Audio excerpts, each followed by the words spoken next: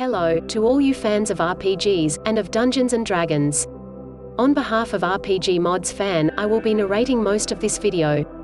In this walkthrough video, we will be reviewing the 10th adventure in the Candlekeep Mysteries anthology book. This 5th edition D&D adventure is titled Candlekeep Dekonstruktion. It was written by Amy Vorpahl. Her adventure is meant for 9th level player characters, and is meant to be light-hearted and comical. According to the 36th issue of Dragon Plus Virtual Magazine, when it came to pitching adventure ideas for Candlekeep Mysteries, she was confident enough to submit only a single idea to Chris Perkins. His response was, "Your pitch is delightful." In addition, in her initial draft submission, Amy tried to get away with calling one of the NPCs Dog Nuts. However, Chris questioned this choice for a name. The adventure starts with the adventurers in Candlekeep.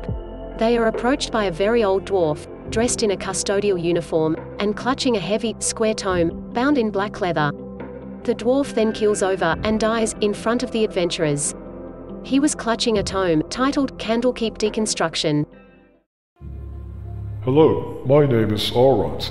I am the former keeper of tomes. Some time ago, the task of governing Candlekeep has been turned over to the Archmage Janusi. Anyway, my assistant, RPGmodsFan, will be discussing the adventure itself, and his video will contain spoilers. Unless you are a dungeon master who will be running this adventure for their players, or are a player who already played through this adventure and are watching this video for nostalgia purposes, I would suggest not to watch the rest of this video.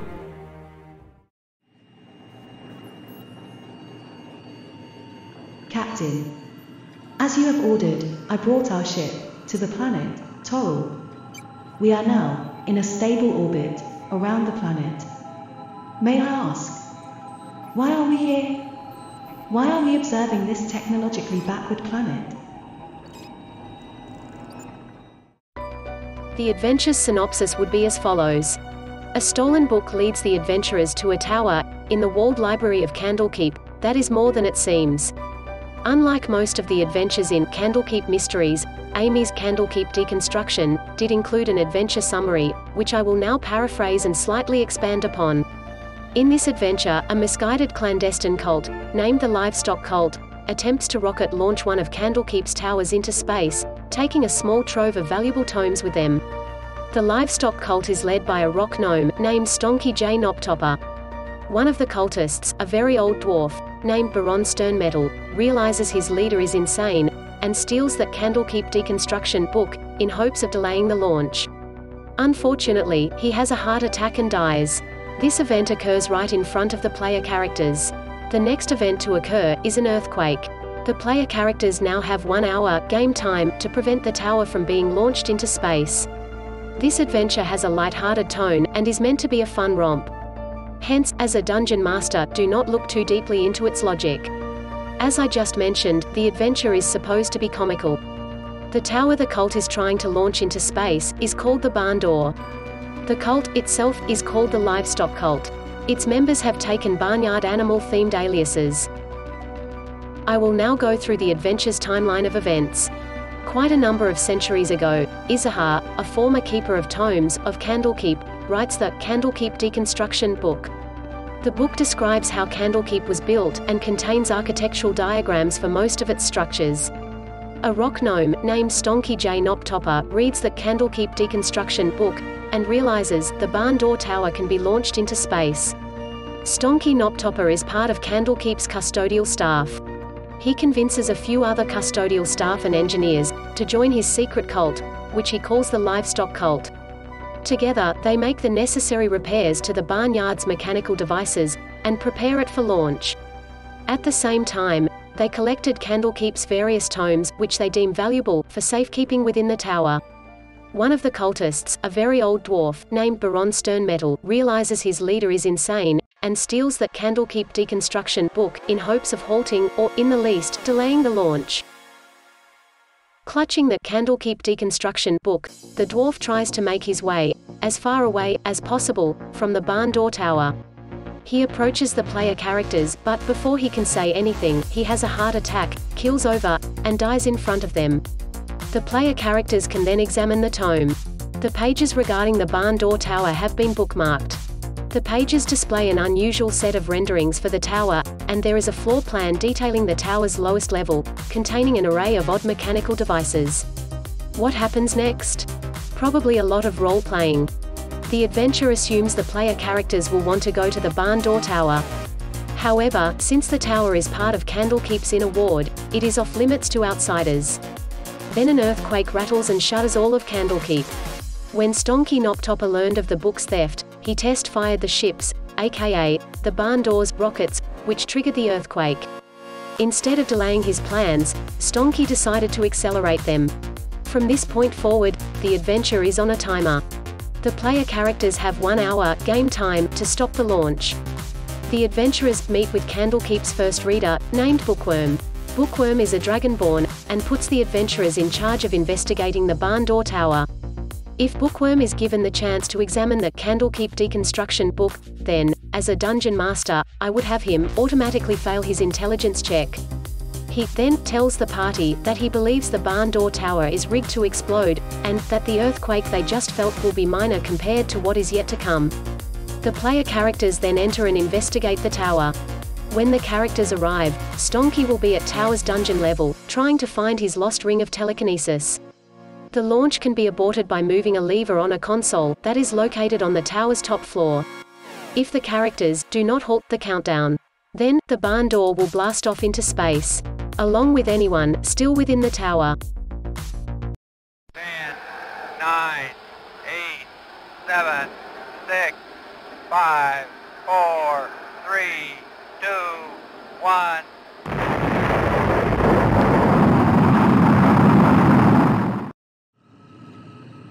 Captain, I just detected a rocket launch from the surface of the planet, Toril. A 3-story, stone, I repeat, stone, tower has blasted off, and it is now on its way to outer space. Should I plot an intercept course? Displayed are the maps of the 3 floors of Barn Door Tower that lie above ground. The maps are probably easier to decipher with the rooms labeled, as they are now. Chamber number B1 is the library.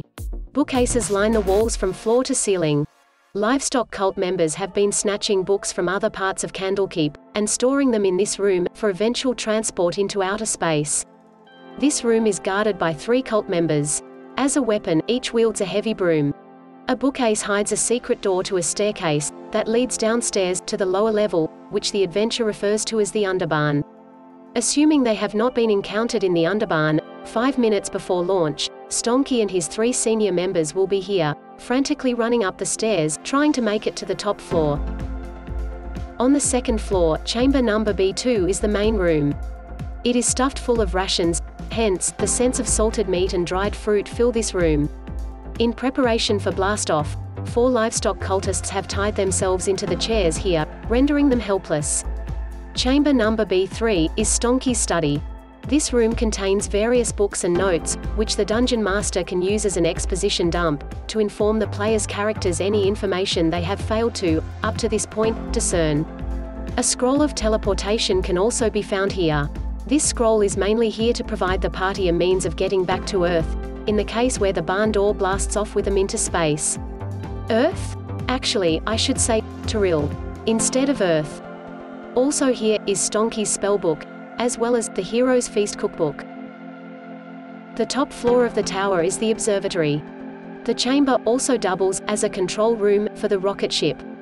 The room houses a giant telescope, mounted on a revolving dais. Under the telescope is an iron lever jutting up from the floor, topped by a round ruby.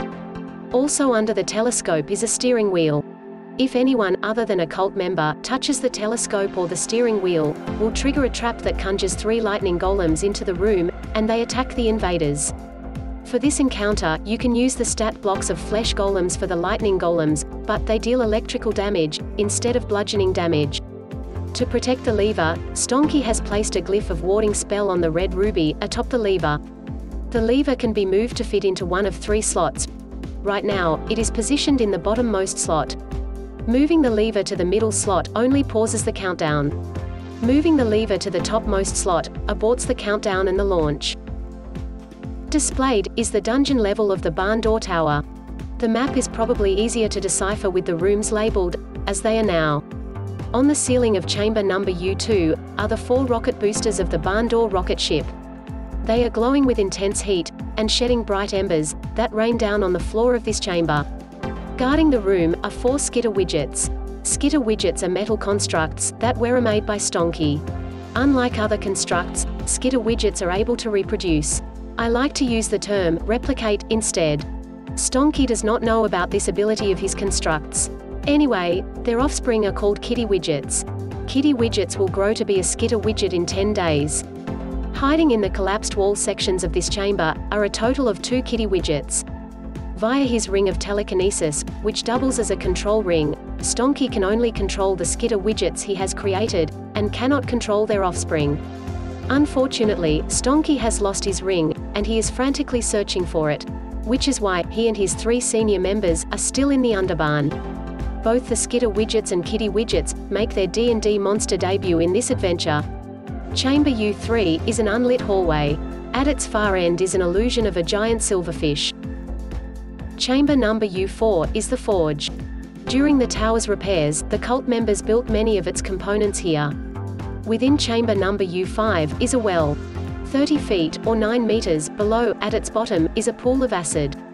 Pulling the iron lever in this room empties the acid pool within 1 minute. At the very bottom of the well is the undamaged ring of telekinesis that Stonky accidentally dropped while working here. Attuning to the ring takes 1 hour. This means that, unless the countdown is delayed or aborted, the barn door will launch into space before the character attunes to the ring. Chamber number U6 is the workshop. Assuming the countdown has more than 6 minutes to spare, crawling around on the floor are the cult's 3 senior members, searching for Stonky's ring. Also in this room are 3 skitter widgets. Chamber number U6 is Stonky's command center. Again, assuming the countdown has more than 6 minutes to spare, Stonky can be found crawling on the floor, here, searching for his ring.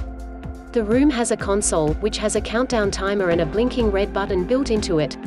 The blinking red button is a red herring, and pressing it does not stop the countdown. The only way to stop the launch, as discussed before, is to move the lever on the top floor into its topmost slot.